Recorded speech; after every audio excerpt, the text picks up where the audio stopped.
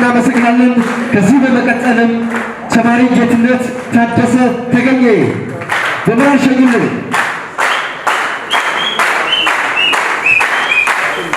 የ3000 ብር ተሸላሚ ነው።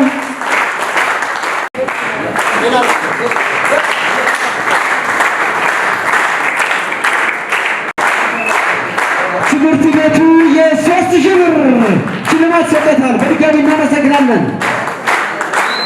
በመቀጠል ተማሪ ዘሚካኤል አንዳርጌ ወረዳ ክስልን እሺት ዘሚካኤል አንዳርጌ ወላጅናት እየመጡ ነው። ልጁ ወደ ዩኒቨርሲቲ ገብቷል።